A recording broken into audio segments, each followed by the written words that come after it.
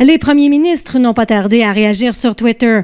Justin Trudeau se dit prêt à continuer de travailler avec son allié, son partenaire, tandis que François Legault espère faire prospérer la relation pour devenir la batterie verte du nord-est de l'Amérique. Monsieur Biden est maintenant président des États-Unis. Au centre-ville de Montréal, soupir de soulagement. Cette dame criait victoire comme si elle était elle-même américaine. Trump, c'est pas la personne pour être un président. Ils espèrent que Joe Biden saura relever le défi du changement. On est très contents. J'espère que ça va se calmer aux États-Unis puis que là, les gens vont se rassembler. C'est bon pour le Canada aussi, pour toute l'Amérique du Sud aussi.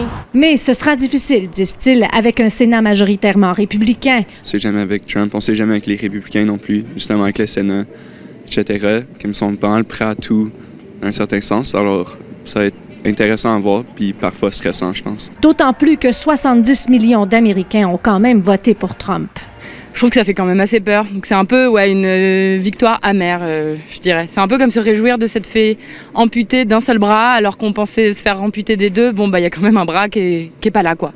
Ces jeunes femmes, quant à elles, ont confiance que Kamala Harris, comme vice-présidente des États-Unis, guidera le pays sur la voie de l'avenir. Non seulement que c'est une forme de couleur avec un background asiatique et noir, je trouve ça vraiment bien. Ça peut apporter beaucoup de positifs, dans le fond, aux États-Unis. Je suis contente. Si la plupart des gens rencontrés se réjouissent, d'autres se méfient toujours de Donald Trump et des moyens dont il dispose pour faire la vie dure à Joe Biden. Il va toujours comme un cobra, il va mordre pour sentir mal, le gars. Je te dis, il est mauvais perdant. Véronique Dubé, TVA Nouvelles, Montréal.